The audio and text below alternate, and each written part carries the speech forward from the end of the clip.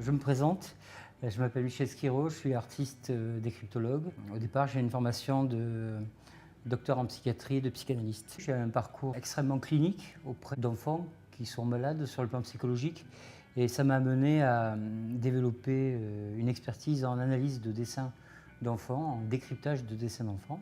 C'est par la mise à jour de sens cachés ou d'un déficit de sens que l'enfant s'apaise, se libère de ses tensions et accède à un niveau de bien-être supérieur à celui dans lequel il était. Oui, Michel, comme je savais qu'il décodait les dessins d'enfants,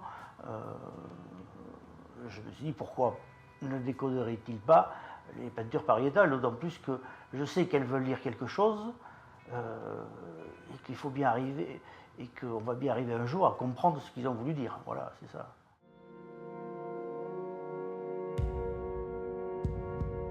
La transversalité, ça consiste à essayer de voir si les protocoles pour décrypter les dessins d'enfants, avec des enfants vivants qui sont là pour vous dire si vous plantez ou pas, et pour analyser, en tout cas pour qu'on repère dans ce qu'ils vivent, avec la relation qu'ils ont établie avec moi, dans ce qu'ils vivent de la profondeur de leur inconscient. Donc voir si ces protocoles pouvaient plus ou moins être transférables avec des dessins qui avaient été faits par des inconnus, qui n'étaient plus devant moi, dont j'ignorais absolument tout. La première fois quand il m'en a parlé, j'étais subjuguée, j'étais surprise. Et c'est la raison pour laquelle, quand en histoire de l'art, quelqu'un est venu me dire « mais l'humanité a des dessins, elle ne sait pas ce qu'elle peut en dire, et l'humanité a comme connaissance simplement les éléments qu'elle tient de son histoire », j'ai bien repéré que l'histoire de l'humanité, ça a commencé à peu près vers 3700 ans avant Jésus-Christ, qu'on était en train de me dire qu'il manquait presque 40 000 ans. J'étais quand même moi aussi devant beaucoup de possibles.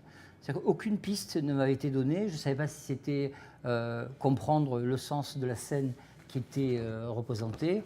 Je ne savais pas si c'était une problématique relationnelle. Je n'avais aucune idée du niveau de problématique.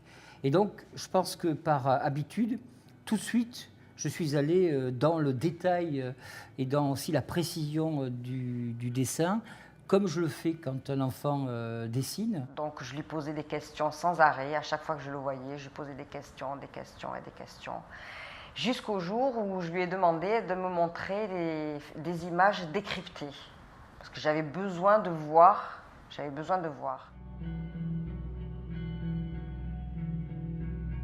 Ce que j'avais remarqué dans ce dessin, c'est un certain niveau de symétrie.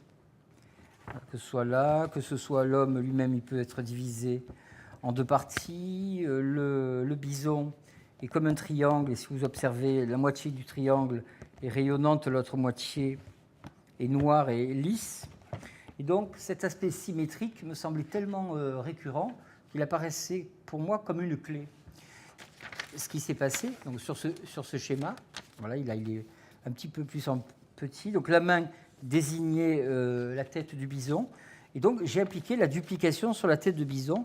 Et voilà ce qui m'est sorti. C'était 2 h du matin. On devait être le 21 septembre 2001. Et il m'est sorti un visage extrêmement émouvant qui m'a touché, qui m'a percuté parce que je ne m'attendais pas qu'en dupliquant un animal, on tombe sur de l'homme.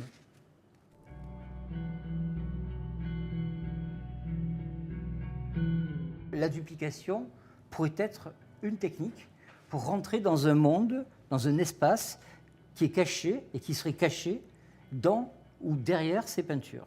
C'est en suivant la colonne vertébrale des animaux et en redressant l'image qu'on arrive à dégager des visages. Alors après, quand l'homme s'est mis debout, la colonne vertébrale de l'animal étant horizontale, celle de l'homme étant verticale, bon, ça correspondrait à peu près à ça. Quand l'homme s'est mis debout, il a commencé à penser et l'homme s'est dégagé de l'animal. Je me suis dit peut-être que c'est une histoire qui raconte justement qu'il y a un homme là où il y a un animal. Cette découverte ne m'appartient pas. Elle fait partie du patrimoine de l'humanité.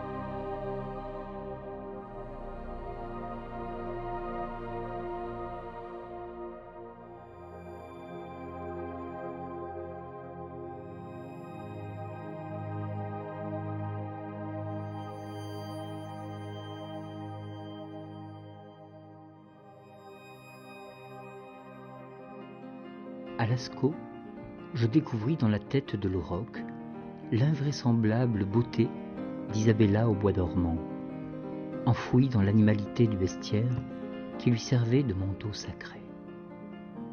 Je pus la désincarcérer en vrillant par une rotation droite-gauche toute la frise des taureaux. Offerte au visage gigantesque, masculin, elle donnait sa pureté d'un jet qui sortait de son corps pour rejoindre celui de l'humanité. Une nouvelle fois, le processus de rotation, suivi d'une diffusion qui se produisit au niveau d'une courbe discrètement présente dans l'espace où son cou adhère à l'arête du nez de l'homme. Il fit émerger le secret du sacré qui se camouflait dans les sillons des ombres et des lumières, aux frontières du visible et de l'invisible.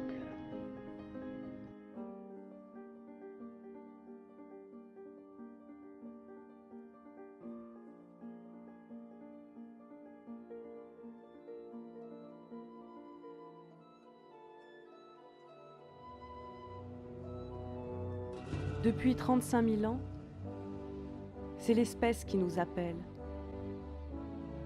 rayonnante à travers l'espace,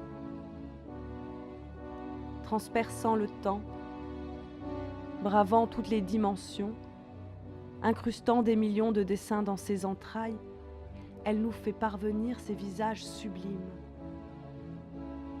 Son album de famille pour porter les humanités, respecter et protéger tout ce qui nous constitue, le cosmos depuis l'écho de son Big Bang. Notre espèce qui nous aime, qui nous appelle, pour qu'on l'aide à vivre, pour continuer la plus grande aventure du monde.